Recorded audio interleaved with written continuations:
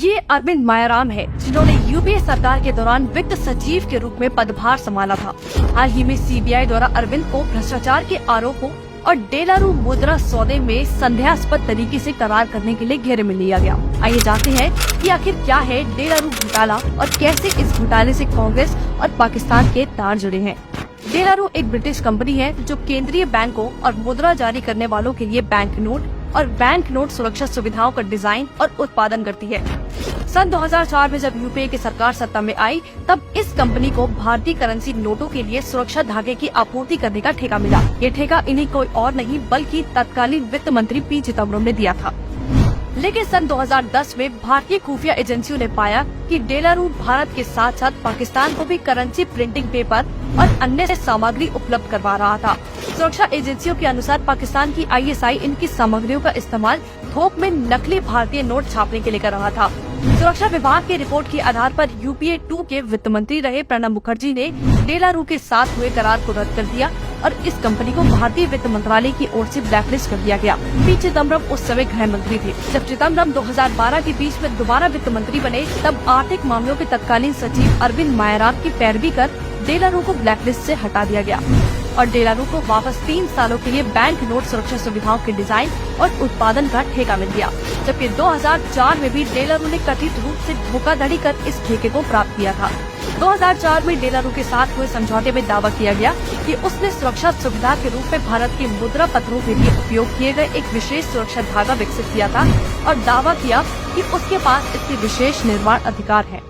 हालांकि सीबीआई ने पाया कि डेलारू ने जून 2004 में भारत में ही पेटेंट के लिए आवेदन किया था, जिसे 17 जून 2011 को मंजूर किया गया था। इसलिए डेलारू ने अपने दावों के विपरीत समझौते के समय पेटेंट नहीं रखा।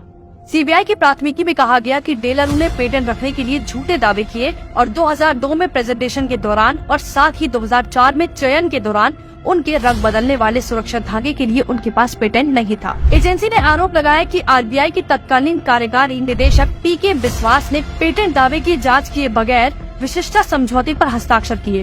पूछताछ में ये भी पता चला कि डेलारू से समझौते के हस्ताक्षरकर्ता अनिल रघुवीर ने 2011 में डेलारू की ओर से जमा किए गए पारिश्रमिक के अलावा अपतटीय संस्थाओं से 8.2 करोड़ प्राप्त किए। सरल भाषा में समझा जाए तो डेलारू, जिसने पेटेंट होने के फर्जी दावे किए और पाकिस्तान को मुद्रा कागज सामग्री आपूर्ति कराया, उसे तत्कालीन कांग्रेस सरकार द्वारा एक तरह से मुफ्त पास दिया गया था।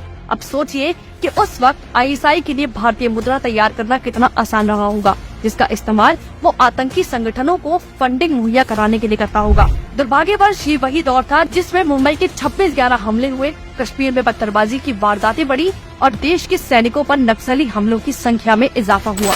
संयोग से उसी वक्त जाली मुद्रा मामलों में पर्दाफाश में लगे लेफ्टिनेंट कर्नल श्रीकांत पुरोहित को मालेगांव ब्लास्ट मामले में फर्जी तरीके से फंसाया गया। सीबीआई की प्राथमिकी में ये भी कहा गया कि अरविंद मायाराम ने गृह मंत्रालय से अनिवार्य सुरक्षा मंजूरी लिए बिना ही या तत्कालीन वित्त मंत्री को सूचित किए बिना ही डेलारू को अवैध रूप से 3 साल का विस्तार दिया।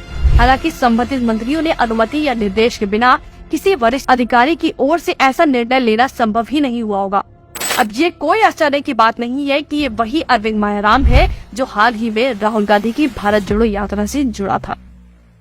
जिस व्यक्ति को आप देख रहे हो वो राहुल गांधी नहीं है। यूपीए गवर्नमेंट का अंत होना तो निश्चित है।